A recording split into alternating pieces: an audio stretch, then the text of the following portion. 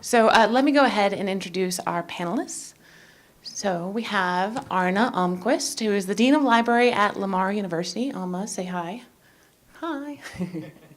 And then we have Sharon Almquist, who is an adjunct professor at the Northern Kentucky University. And of course, Glenn Kneebone, who is a program manager at the University of Montana, Missoula. Is that right? Yes.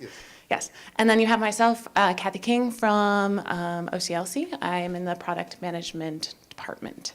So we're going to speak to you a little bit today. Everyone's going to give about a 10 to 15-minute presentation. Our topics are around how do you come up with innovative ideas, how do you sell innovative ideas, talking about through the politics. We really wanted to give you some tips and tricks to use, and really it's great. It fits in perfectly with our agenda here, which is change the game. So now that you're ready to change the game, that's going to require innovative ideas, right? So I'm going to kick it off and talk a little bit about how does OCLC innovate? And again, this is in the context of how do we innovate, to give you a little bit of an inside scoop into what we're up to, and then also to give you tips and tricks, like I said.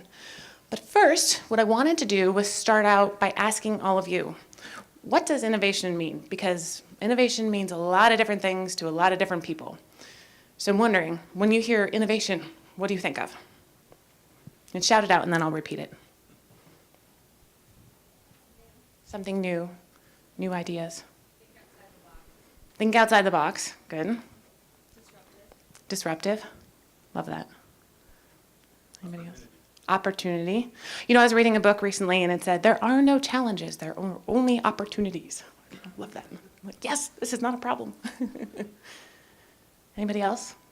Thoughts? Well, sometimes when I think of innovation, I tend to think, wow, it has to be a really big, brand new idea in order to feel innovative. But of course, sometimes it's the small things that matter. Sometimes it's the small idea or the new way of solving a current problem that's really innovative.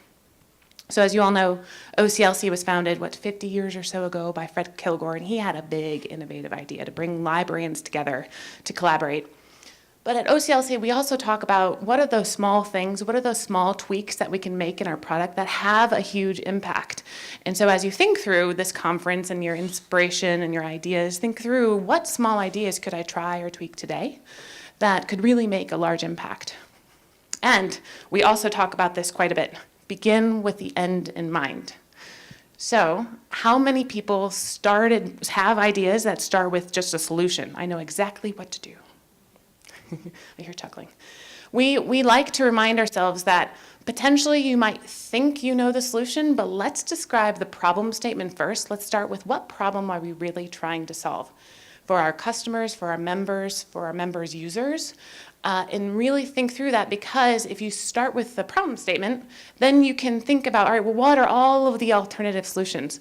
And I find that really helps me think outside the box.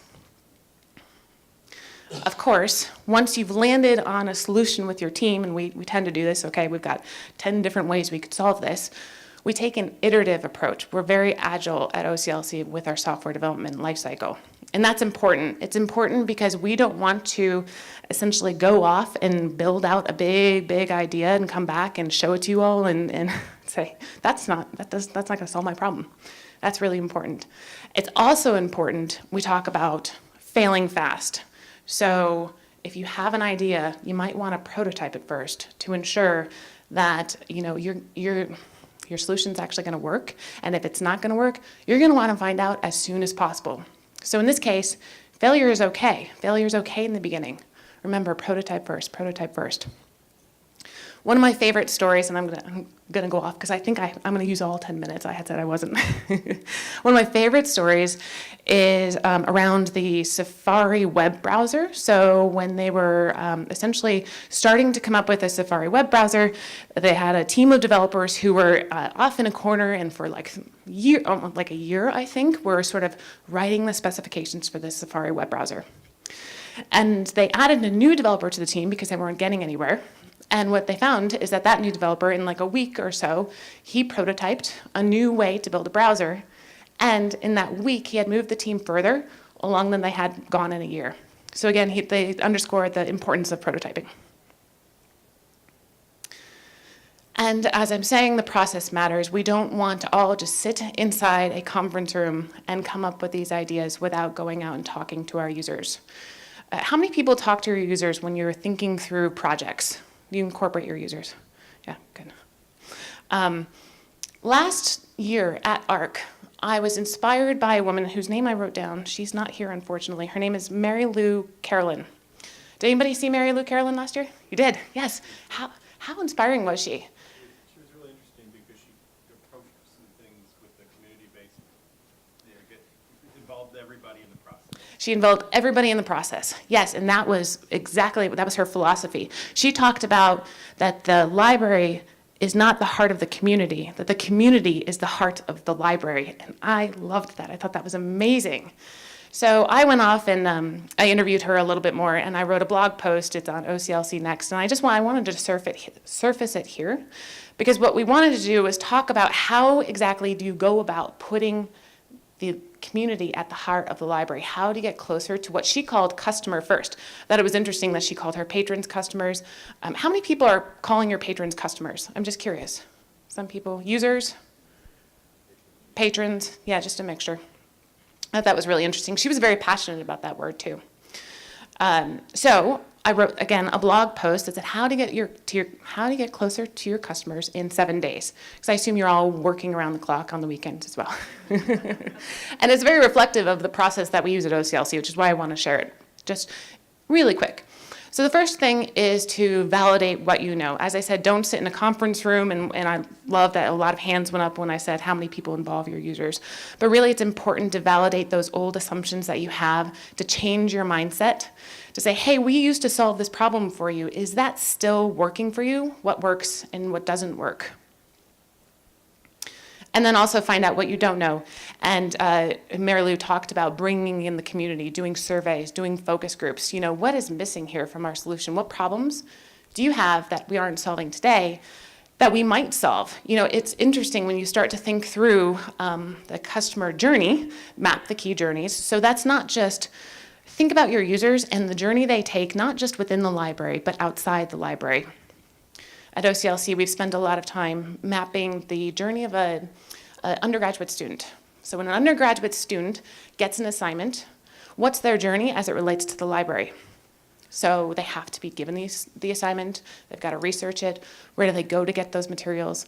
And you might discover problems on the fringe of the library that you can actually start to help solve. Review what you've learned with someone else is, again, a key thought. Just be iterative. Constantly be getting feedback. Use trends. How many are looking at consumer trends to inform what you're doing in the library? Yes, good. This is something we definitely do at OCLC too. We know that we are putting out products there for you, for your users, and your users are informed, or their expectations are informed by consumer trends. So where appropriate, we need to incorporate those into our products and services. And prepare to test and learn. I apparently can't say this enough. Iterate, test, learn, get feedback. Very, very important for us. Again, same concept. And look what marketing did. Very nice. Nice little rotating graphic. Thank you, marketing. So that's at a very high level, a brief synopsis of our process, how we approach building products. And I'm going to give you 2 examples of that coming to life here. So the first example, again, if you were at my open access talk yesterday, I talked about this open access filter that we've added into WorldCat Discovery. I wanted to talk a little bit about the process for how we got there. One, of course, we saw a trend, and we had a couple of calls to action from Char Booth, she did a distinguished seminar series on a talk on open access, which you can find on OCLC. It's awesome. I recommend it. It's Open Access Week this week, so all things OA. Yay. But what we found was when we had this trend, we knew that we had to do something quickly to start to address this trend in our products and services. So we tried something new. We put a product person on my team and a developer in a room, and we said, see what you can do with open access in 2 days. We call these innovation days. Hackathons, if you will. I guess they call them that in other industries. And they came back and they said, you know what, in 2 days we were able to identify some open access content, and we were able to put this facet in place. And so this is just the first step to our open access program at OCLC, but it's a great example of, lock 2 people in a room for 2 days and see what they can come out with. It's my favorite thing to do. Okay, and so you can access this online. Another thing that they had come out with, which was really kind of above and beyond, was you could not only surface open access materials, but they had recommended a partner open paywall that we could partner with to improve our links, which was really kind of cool. We started with a problem statement in mind. That helped. Here we go. More big ideas. Okay, so the second case study before I hand it over. Anybody surprised by this stat at this point? 50% of all searching will be through a voice user interface by 2020. Anyone surprised? Not surprised, no. You know, it's really funny. So last year at ARC, I did a panel talk in front of the large audience. And I asked how many people have an Alexa or an OK Google or that kind of device. And a certain number of people raised their hand. And I'm curious, how has it changed over the last year? How many people? Okay. About the same. It's about, let's say, I think that was about 50% of the crowd. And actually, the person I was on the panel with turned to me, and he said, well, what do you use? And I said, I hadn't decided yet. Well, I decided over Christmas I use Alexa, and she's kind of a pain. But so anyway, knowing that this trend is happening, we thought, okay, well, how can we incorporate voice search within our product? So we are prototyping right now with IBM Watson. We've done a prototype to see how can we turn voice into text for searching, that sort of thing. And we learned some interesting things there that I won't go into. But one prototype that has worked really well is we've played around with Alexa using our APIs. And I just wanted to share really quick a video of the sort of things that we're working on. Hi, my name's Hank Sway. I am a product analyst here at OCLC. And one thing I've been working on is how to integrate our APIs with voice technologies like those from Amazon. So I'd like to show you a little proof of concept about what these services might be able to do. Alexa, ask WorldCat for Ain't We Got Fun? Ain't We Got Fun by Richard A. Whiting is held by 26 libraries in WorldCat. Would you like more information? Yes. This is a musical score for voice and piano, with chord symbols, and, in part with guitar chord diagrams. Songs by Richard Whiting in collaboration with various others. Great, and I'll just show you one more example. Alexa, ask WorldCat for music by Louis Armstrong. The complete Louis Armstrong and the Dukes of Dixieland is available at Tulane University on compact disc. Please give me the address. Okay, I'm displaying the address on screen. Great, thank you very much. It's a small little prototype. So that was another one of those lock a person in a room for 2 days and see what they can come out with. It's really a great technique when you've got APIs to play around with. If you're interested in checking out that service, you can look at DevConnect. It's out there available to all of you to use if you have a subscription for our APIs, which likely everybody in this audience does have that subscription. So check that out if you're interested. Or if you do anything else kind of cool, or you decide to have your own hackathon days with our APIs, you can post to DevConnect. But that is 10 minutes of sort of what we're up to from an innovation perspective and our process. And right now I'm going to turn it over to Sharon. Would you like to use this? Thank you, thank you. I need that, yes. That's me. Hi, everyone. I'm going to talk a little bit about ideation, creativity techniques, all those great things that start with who? Who starts it? You guys, you all start it. This is where it starts, all right? You guys are the game changers. You are the innovators. You're the transformers, right? Anyone know the term intrapreneur? Intrapreneur, great term, used to be called intra-corporate entrepreneur. So that tells you what you are. You're an entrepreneur of some sort, aren't you? Except you work within an institution and you get a paycheck from them and you're not mortgaging your house to do something new. So this is a great opportunity, folks. You are the intrapreneur, all right? Kind of the things that entrepreneurs and entrepreneurs share are passion. A passion to make a change. A passion to see something that you think has to be changed go to fruition. What What can we do about the situation? I don't know. We did it 15 years ago and it didn't work. Okay? Well, you didn't do it right, and you didn't talk to me. Okay, so not a problem. So what can we do about the situation? How can we make it better? How can we transform it? How can we change the frame that we heard about? How can we change someone's mindset, right? And how do we communicate this to your colleagues who are sitting there saying, I want to do this, it's going to take time, stress. What does innovation mean to us? Disruption, stress, change, and you're just doing it because you want to get a raise. No, I'm not. But sometimes they're going to think that.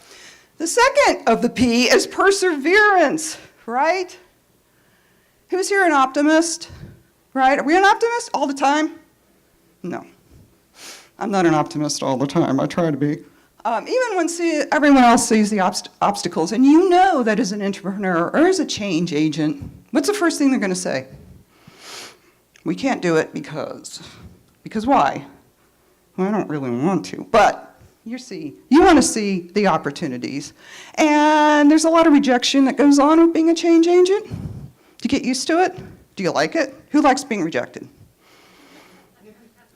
I love it myself. No, it's okay. It proves that you're making a change. It proves that something's happening if you get rejected, because there's always going to be someone who's not going to agree with you, right? They're always going to say, that was really stupid. The other thing is, once you're approved, get something approved, do you become monomaniacal? All right? It's the only way we can do it. And I don't want you to help me because it's my idea. Okay? But you might have a great idea, but I'm not going to listen to it. So a lot of people, unfortunately, get like this. And even though you need to persevere, you don't want to be the only one doing the show. The other one is the promotion part, and you need to create value. Because if you're not creating value, what are you doing? You're in it for yourself. If you're in it for yourself, go be an entrepreneur. And you know what entrepreneurs are? You know what that word means? Undertaker. It doesn't mean you have to be an embalmer. It doesn't mean you have to handle dead bodies. But it means you have to undertake something. And when you undertake something, you stir things up. We heard that this morning. We heard it yesterday. No matter what great thing you're doing, someone's going to come after you. But you want to create value. You want to bring your solution to fruition. Because otherwise, what is it? It's a bowl of dead fruit in the middle of the road. You know, it's attracting flies. You don't want that. You want to bring it to fruition. You want it to happen. And you have to convince others. Is that the hardest part? Great idea. I got to convince you guys that this is a great idea. But you don't think so. This might not be the greatest idea. I need to look at one of my notes because I tend to go off tangent. The 5 Ps of planning. We're librarians. We love to plan, okay? The planning part, sometimes people really, really get into the planning part. But you do need to have your short and long range goals. They need to be attainable. You need to set a budget. Because does this stuff cost money? Yeah, it's always going to cost money. It's going to cost your salary unless you're working for free. Anyone working for free in here? Would not be me. Okay. So you need to have goals. You need to plan for success, but realize the failure is learning. And we just talked about that with OCLC. But not failure all the time, because then you kind of lose your reputation, don't you? And then you don't get to do anything else with the solution. And you want timelines. And one of the things you really have to avoid as librarians, unfortunately we're like this, persistent planners. You know, in 5 years, this could be a great idea, but it's also, we don't need it anymore. There's a certain timeliness to what you want to do, right? I need to solve this problem now, and how do you convince someone? It's got to be now. Now, if we plan, but you know, if X happens, then we have to do Y. And who's a persistent planner? Okay, I admit it, I'm a unicorn. I'm probably a persistent planner, right? We plan all the time. Used to be a cataloger. I admit it. Okay, and one of the things you really got to avoid, too, is groupthink. Who knows what groupthink is? Dysfunctional groups. And unfortunately, the most intelligent people can fall into groupthink. Think Bay of Pigs. Okay, those were really intelligent people, and it was a total military disaster. Professionalization. You got to be nice to your colleagues. Just because you have a great idea and you know it's great, still be nice to your colleagues, okay? Be professional in everything you do. We're librarians. We reread all our emails, right? We don't have embarrassing things going out ever, right, in our texts or our emails. So just be real careful with that, because you know people are looking for any excuse not to take your innovation, right? Look what you did. You made a mistake. She had a misspelling. Not going to follow her. And you want to influence and don't dictate. We never want to dictate to people because then they won't come with us. And we do need to counter negative reactions, but you want to do it nicely. It needs to be a dialogue. And one of the things you don't want to be is a perfectionist. You don't want to not accept anyone else's idea because you know what? Someone may take your idea and make it better. And in that case, you should be happy. Mainly. Okay, sometimes you might not be. You don't want to be rude to people. You don't want to be stubborn. You don't want to not accept change. It's all about me. It's my idea. And I'm not going to share it with any of you people. So be very careful about that. Being a successful change agent, an innovator, an entrepreneur, there are certain characteristics you really need to have. And if you don't have them, make sure you get them. Okay? It's not hard. You want to communicate, you want to network, you want to be enthusiastic but not obnoxious. It's my idea and I don't really care what any of you think because I'm going to make it happen. Okay? That's not going to work. You don't want to whine about it. I can't do it. We don't have any money. We all know we have lousy budgets. Okay? Let's just put that out of our mind to begin with and move forward, right? There's always somewhere to get money. You need to have self-confidence. I fear that I'm going to fall in that lake. Okay, so what do you fear? We fear a lot of things. Because we are working within an organization, right? And organizations are made of people. So sometimes success, I shouldn't have gone over there, is worse than failure. Sometimes we don't like to be made fun of. We don't want to be humiliated. Who does? Do we enjoy public humiliation? No, but people can do it to us. And this is a nasty one, behind the scenes, right? There's always someone behind the scenes. And your idea is stupid or impossible. What's the worst thing that can happen to you? What's the worst thing? You're innovating. What's the worst thing? What's the worst thing? You get fired with enthusiasm. So let's be fired with enthusiasm, not fired with enthusiasm, okay? You got to look for another job, but that might be a good thing. Consider it a positive, right? We're talking about opportunities here. You got to embrace the risk. I'm not doing that. Just saying, okay? I'm not doing that. Calculated risks. You need to accept certain ambiguity, which is librarians, we hate. We hate ambiguity. It's horrible. Variables. You're going to put your reputation, your time. It's going to take some time. It's going to take your time. Your creativity, your ability to create, communicate and collaborate, and your ability to inspire.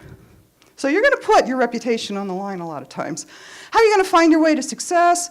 We're going to brainstorm. Obviously, we're going to, as we said, needs assessment. Is this something we really need? Do we need it right now? And how do we make this happen? Fine-tune your concepts. Has anyone heard about Scamper? If you haven't, write down Scamper and look it up. It's really a great thing. It's about changing your frame, okay? Think about baking soda. How many people bake cakes? From scratch. From scratch. Okay, some of you do. That's great. You use baking soda, right? Sometimes baking powder. Most people don't. We buy the mix. We throw an egg in, think we're making a great cake. Baking soda was going downhill, so now what do we use it for? We put it in our refrigerator. Right? It's a great thing. It's in toothpaste. So, you've modified something that was old and tired into something new. So Scamper is really, really a great idea.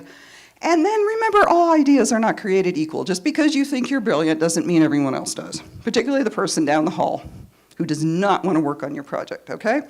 And your values, again, express the idea. What are your outcomes? The other thing you can try is a score analysis. So look up SCORE is good. SCORE goes along with SWOT, but I like SCORE better because it's more positive. And again, research, a feasibility study. Will this work? You want to pitch the idea. People need to join you. You're not going to do this by yourself. Entrepreneurs don't work by themselves, usually. You want buy-in. Elevator speeches are about, an elevator speech is about 30 to 60 seconds. I have you captive in the elevator. And I'm going to tell you all about my project. And now they're either going to listen, and the outcome will be, let's have coffee tomorrow, or get out of the elevator before I kill you, because it's really going to be a bad thing. So the elevator speech really helps you to finalize your ideas. So there's a lot of things going on with how you have to do this. You're probably going to be told no more than once. We've heard a lot of people say, yeah, we were told no, and then we revamped it and came back, asked for revise. You got to present to the right audience, too. Okay, so you got to be careful with that. And once you accept, you're going to run pilot tests. You might have a few things to go forward, and then your funding and wherever you're going to get it. Now, on that happy note, we said that you can't work alone. And so you do have to create a team, right? You're not going to go it all by yourself. Who wants to do it all by herself or himself? I'm not. So I'm going to introduce this gentleman here, and he's going to take over.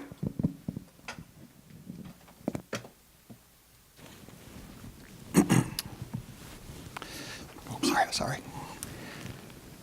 Okay, can you all hear me? Okay. Well, it's very true. Entrepreneurship is not a solo enterprise. And as Anis Beda, who was the co-founder of the Entrepreneurship Conference, is quoted as saying, as a change agent, you can never change the world on your own. Yes, you can have ideas and insights as an individual, but the doing, that's the one thing you have to engage together. Take that. All right. I'll just flip through these. Okay. So, to be a successful entrepreneur, you're going to need the support both up and down the administrative chain. I'm a dean of the library. If I want to innovate, I still can't do that myself. I need the support of someone further up.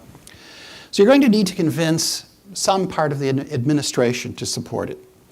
Sharon mentioned that, yes, anything that you do as an entrepreneur costs money. And she said something about her time. It's not her time in my library, it's my time. It's time that's being taken away from some other priority project or whatever, something that may be important to the strategic direction of the library. And now somebody comes forward with a new idea, they want to do something completely different. I need to be convinced that it's something that's worthwhile to support, that it's going to fit within the mission of the library and so on. So as an entrepreneur, you've got to work up the ladder. And at the same time, you're going to need to work sideways and also down the ladder. So you're going to need a group of people who are going to be on your team. And that's also going to be in the purview of the person who works above you in many cases. That person is going to have to be the one who's going to run interference for you. That person also above and below their level is going to have to do this. They're also the people who potentially will assign a team to you or who will convince those team members that this is something that they need to do. You're going to need to work with your colleagues. Your colleagues may not formally be a part of the team, but they are going to have to, you're going to have to work with them, and they're going to have to feel as if they're not being threatened. And how can they be threatened? In some cases, it may be that you're going to do something that they perceive is going to increase their workload. So they have a stake in it as well. And at the very least, if you can be credible, you can convince them that, we're moving forward with this, but we're going to be working with other people in the library to make sure that there's no negative action that comes out of it. That's going to be very helpful. You need to get some goodwill with them. You're going to need to build buy-in among a group of people who are actually going to be on your team. Besides their buy-in to the idea, they're going to be committing time. They're going to be committing effort and resources, as well as possibly their credibility with other people within the library or across the organization overall. And to offer their time, they're going to need the permission of somebody else. Because again, time is money. Time represents limited resources to the organization. Good team members are loyal, and they're capable of putting the project and its success ahead of their own interest. They should be enthusiastic enough to work to promote it among their colleagues. And you most certainly, regardless of their skills, regardless of their own level of innovation and so on, you don't want somebody on your team who isn't going to fully support your idea. You need to consider how you're going to encourage and reward the team members. How many here are facing budget cuts in their organization? Okay, yes. If you're in higher education, most definitely. I came into my position with a number of, quote, open positions at my new institution.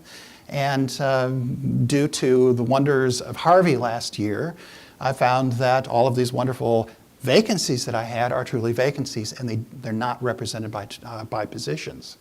And so as an entrepreneur, as someone who has come to make change, I'm going to have to convince the person above me to provide people or positions so that I can then begin to fill those vacancies.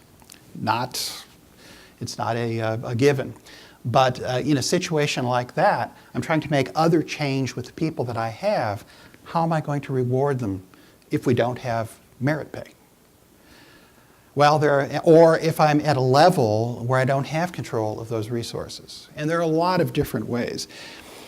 As you meet different milestones for the project, you can do such things as taking them to lunch, and it could be a pizza that you bring to a meeting. You need to make sure that people feel appreciated in some way. Bragging them up wherever you can go. Yes, we've got this project. I've got these wonderful people on the team, Mary and John and so on and so forth. And, they're experts at what they do, and we're moving forward. Anything that you could do to reinforce the fact that they're part of the team and to tell them that what they're doing is valued. What about the size of a team? I prefer very small teams. And sometimes in libraries, particularly in academia, we get everybody involved. It's more democratic to have a huge group of people. Actually, it's the opposite. Traditionally, what researchers have found is the more people that are on the team, the less voice any one particular individual has. So Jeff Bezos, we all know who Jeff Bezos is, coined the 2 pizza rule.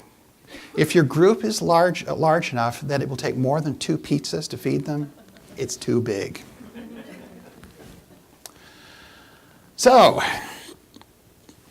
effective team members should have one or more of the characteristics listed in this chart. And what you're looking for is not somebody that fits everything. You're looking for complementary individuals. But I would say that there are some things that are going to be required of all. And these characteristics are universal. All members should be loyal to the team. They don't have to march in lockstep all the time, and you don't want to get into the groupthink that Sharon mentioned earlier. But they really do need to be supportive of what it is that you're trying to do, the end result. They need to support change. They need to be innovative themselves. They need to be accepting of change.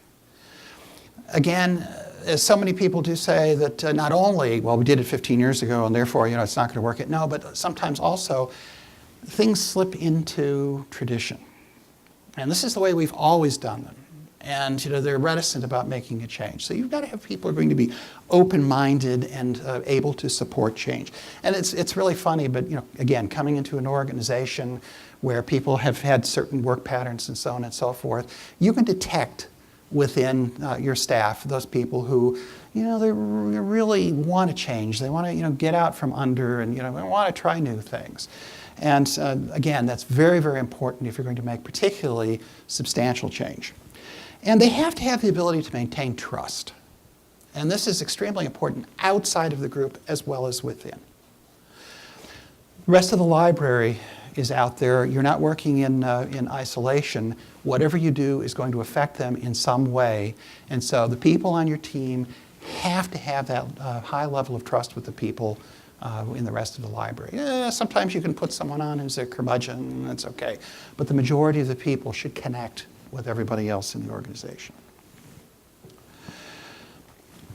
Your team members are going to be coming from a variety of different places within the organization. And again, this is where sometimes we run into problems. And that is a problem of hierarchy.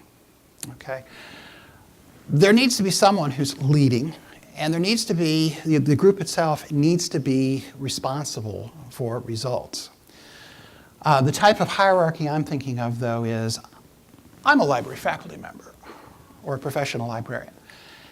I don't think I can work with this staff member over here. I mean, they work in circulation, and certainly, if they're on the team, I can't treat them as an equal. You know, they're below me on the hierarchy. You need to treat each member of that team in that context as an equal member with the same amount of input into the project as everyone else. And sometimes, in some of the projects that I've done, we did a jail library at my former institution. I had 2 library faculty. They partnered with 2 criminal justice faculty. The library was leading it, and we had 1 student intern working on that. The student intern was an equal part of the team. If you're looking at changing processes and so on, the students are generally the ones who are down in the trenches. They're moving the books around. They're doing all sorts of various tasks.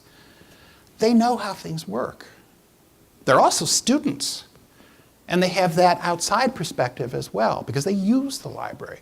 So all of these various people that are on the team, we need to treat as equals. You're going to be bringing in people potentially from outside. Sometimes, again, I come from academia, that's my perspective, but sometimes we look at the corporate world and so on, and they don't understand, and they're so much above us in the greater understanding of economics and this and that. They're part of the team, and we need to have mutual respect across those lines as well. Or people from other organizations. We built 2 partnerships at Northern Kentucky University, again, my previous institution, where we brought together the state librarian in 2 different states, we did this, and a community college in 2 different states with our university, and had 2 very successful projects with those various groups. Okay. Let's move on. You're going to need to manage the project.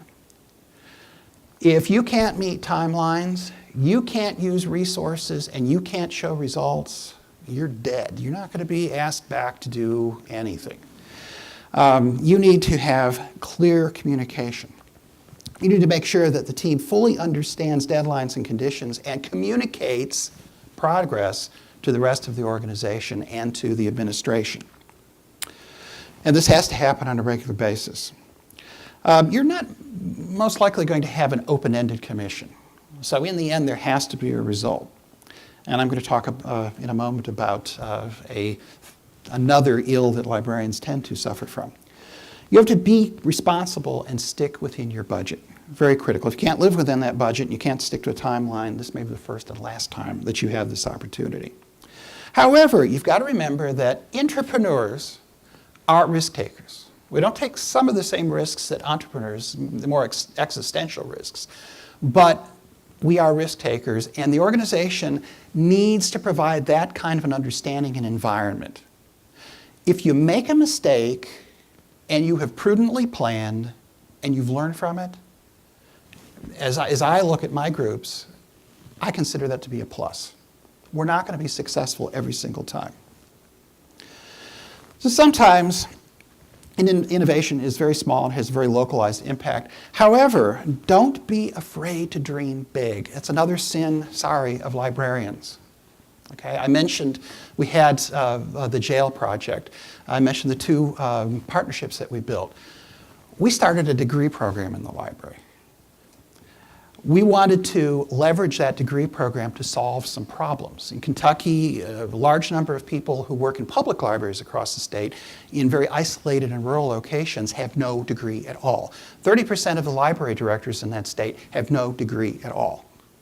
And we started an undergraduate library science program, Bachelor of Library Informatics, and we rolled that across the state. And then we replicated the project in the state of West Virginia. Okay? But I'm a Rotarian, and we have something called the 4-way test, which is of the things that we think, say, and do. And one of those, it's a set of questions. One of those is, will it be beneficial to all concerned? So as you're doing these projects, be thinking about all of the various constituencies that can be helped. In our case, it was the librarians within the library who had these teaching opportunities. We were able to reinvigorate them in their professional skills and so on. People of the state who would be served by the library staff that were in these libraries that would presumably be better able to support them. The library staffs themselves who became more professionalized and began communicating with other members of the profession and seeking out more knowledge, and on and on and on. Think of all the people who can benefit. Look at your boss. I know, 1 minute. We're going to have to rush to get through this. We're always told to understand the people who work for us. But we tend to look at the person above us as, that's the father or mother figure that's keeping me from experiencing all that I can experience. They're stupid. Or that, for some reason or another, they just don't get my project and they don't support it and they've got their own. We need to understand why decisions may be made that we don't like, including the fact that they are responsible to somebody above them and, in many cases, trying to run an entire organization on a very limited budget. Finally, as one of my former university presidents used to say, do not let perfect get in the way of good. And that is the final sin that many of us as librarians have. In industry, the idea is time to market. And sometimes a product won't be quite finished, but we get it out there because there's benefit to the potential customer. And just holding it back until it's absolutely finished in the business world means that other people are going to get out there in front of you. We have competition, folks. So that's important to us as well. But the other thing is that we're holding back potential benefits if we always have to have the project absolutely perfect before we bring it out. Don't be afraid, if you can be making a prudent decision about it, to bring something out ahead and then fix it. Because then you can also use input, feedback from the customers to help you to make it better. Don't hold it back. And with that, I am going to turn it over to Glenn. All right. So one of the things that I was really excited about being asked to speak here is that we have a group where we have a dean, faculty, and I'm staff. So I really like the different perspectives that we can offer here. So I'm going to start out with more of a place. So I'm Glenn. And a very light picture. I come from the city of Missoula in Montana. And slow slides. There we go. The University of Montana, I'd like to take a minute to recognize that the university sits on the traditional lands of the Salish people. And my library is the University of Montana. And I didn't put any animations in my slides, so it's interesting that they're appearing anyway, even some rogue ones. So, sense of space and place for you there. So, what we're talking about here is a situation where should you be adding services when you might not have a line of funding, when you may not have what you think is enough support for that service, and what are going to be some of the costs? So, since I'm more of the practical implementer of these technologies, that's where I figured that I could be a good service. So again, you're going to notice this stuff. We didn't write our presentations together, but we have the exact same echoing of sentiments here. Do not let that idea that you have to have a perfectly polished model stand in your way of trying new things and starting new services at your library.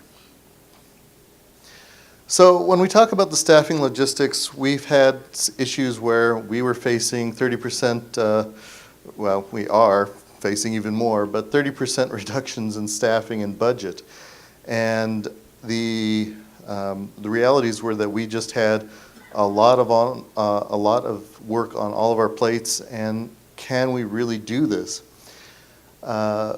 Anticipating what this is going to mean is very difficult for people. But one of the things that I stand before you, and we have everyone else here, is that everyone's a very informative and helpful group of people here. So don't forget to leverage the power of your colleagues and other people. So if anything, just the fact that if anything that I say or I've done you want some information on, at least you know that I exist and you can contact. So we were busy. In my case, my position had to be reworked. The idea of what I did before and what I was going to be doing had to be completely changed. And one of the things was that there was some resistance internally And so having my position description rewritten legitimized some of that change. I was given specific title positions within my description that emphasized the fact that I would be traveling, that I'd be looking at innovative technologies, so that some of the naysayers could no longer say, well, that's not appropriate for that staff member to be traveling, that's not appropriate for them to be looking at technology while at work. So that was one of the key things that we started with so we could move on to other projects. Is that change in description, is that change of other people coming into the projects justified? And that's where you talk about your strategic plan, where you're headed, what's the cost and benefit of redistributing that labor, and what are the silver linings to that? In my case, I got a lot of silver in my hair from the whole situation, but you know, I'm going to be hopefully rocking some really nice silver hair, you know, not too long. I, in the case, had much better buy-in from my student employees. Now, I rely and supervise student employees. So I had a lot better buy-in from them because I was able to bring them into some of these projects and get the feedback and have them start working with me. They have better resume builders, we have better positioning for them, and it serves as a model as we move forward on how we actually can change what has been a status quo for quite some time.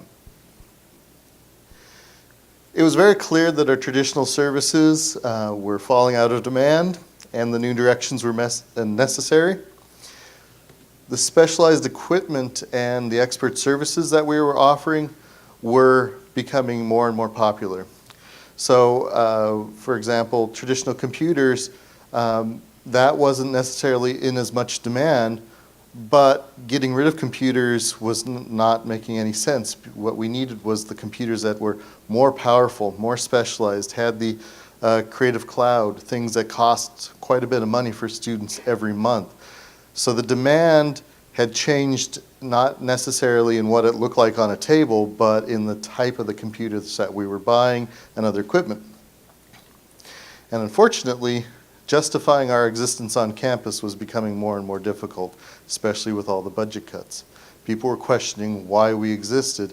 And again, we all know why we exist, but some other groups, they don't recognize that the libraries, databases, and other things that they're using are a library service.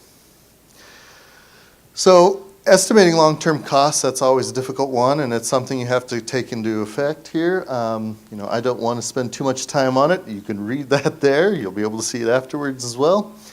And the measuring success, that's going to be a difficult one.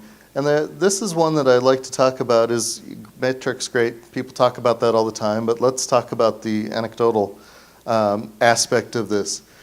The failures that I see are not failures in my book. So when I have a professor that told us our virtual reality is crap, that's great. And the reason I say that's great is because these people have come in, they've been looking at this technology, they're interested in where it is, where it's going, and it's not there for them right now. That has saved that department from reinvesting in their particular labs on creating a VR lab for maybe their particular studies, or from them to implement that in another aspect in their lives. The other failure, you might say, is that when we have somebody come in and really fall in love with that system and that technology, is often we'll see them, and then we never see them again. Not good for the standard counts of a use room or anything like that. And it's because they felt that it was able to be worthwhile for them to invest in it. And so they've went out and purchased it, and then we don't see them again in a lot of cases. That's another, could be a failure in the statistic, but in reality it's a success. Media coverage and buzz. It's hard to get some of your information about your library in some of the student newspapers and other outside media sources, but some of these give you the buzzworthy notes that you need to get in there. And emulation and attention, so I've been very lucky that some of the stuff we've been able to do has been able to be emulated and collaborated with other universities across the country. So the biggest payoffs in all of this are the stories of success. When students are coming to me saying, I finally have a place where I can record these videos. I finally have been able to try this technology. I've been working on this 3D model since high school, and I had no access to a 3D printer. Now I can start doing this, and I finally have a physical outcome for that project from years ago. And we have the great opportunity now at my university to never waste a crisis by looking at how all these dipping our toes into new technologies can better position us for when we are reevaluating how we do everything at this university because of the drop in enrollment and are having to reposition ourselves for the future. Some of the human costs of this is something I would encourage you to consider at any level. The pace of innovation can be draining. The increased expectation to continue to innovate is also a big factor, and that can be exhausting as well. The traditionalists in your building becoming very contentious about these issues, and the frustration that some of these new and emerging technologies will bring. It's not always going to be perfect. They're going to crash. They're going to have problems. They often have less lifespans than some of your traditional equipment. And of course, that monetary impact when you have a great technology and then 2 years later it's antiquated and outdated, the replacement of that. And of course, the detractors emphasizing the failures as a huge disaster instead of a learning opportunity. So definitely consider those factors there. Just to give you a little bit of idea in the future if you want to contact me, so we've done the 3D printing, art museum printing, the video studios. We have, again, I want to emphasize that we aren't original innovators. We are taking consumer level technology and ideas either out in the public sector or in other universities, repurposing it and implementing it for our situation. So the studios, the Penn State One Button concept. Here I visited with Dr. Peshkin at Northwestern for the Lightboard studio concepts, and then we made them our own. And then of course virtual reality. And then there's a, if the thing will move forward, there's some pictures of that. Well, there they are right there. So in the last few seconds here, we're going to just talk about something really quick about the buy-in that I ended up doing because we had a lot of internal resistance. So we created some momentum outside of the library first, and that helped push it forward and bring energy, new perspectives, and ideas into the concept. Let's talk about what specifically I did. We went to the student body government, presented the project, got feedback from them, their concerns, what their ideas were, and then we received the support from the president, vice president of the student body. We heavily utilized our own student employees to provide feedback as students, as people who are familiar with the library and what they're hearing. They really, in our particular building, they're really the front lines on everything we do. And then, of course, bringing in deans, department heads, and other leaders on campus and hearing their concerns. The first studio, this provided just the inertia to get past the traditionalists who just didn't want anything to do with these new services being added in the building. In the second case, even amongst historic budget cuts and the largest staffing cuts our university has ever seen in its history, we received funding from other departments to pay for that second studio from their own discretionary funds, and sometimes their own donation funds. So this was a really key aspect. We couldn't have done it any other way. And that is something to not overlook, is that potential for them to help you out with these projects. So I'm hungry, you're all hungry, we'll have questions. So let's just do all that. Please encourage your people to provide feedback and interact with you. I want to give a shout out to my former dean, Bonnie Allen. She's here somewhere, or she was, and my current dean, Shali Zhang. They have allowed me to progress, and they believed in me, and it really is something where encourage your staff to do that whenever possible. So thank you. Now we'll have questions, right?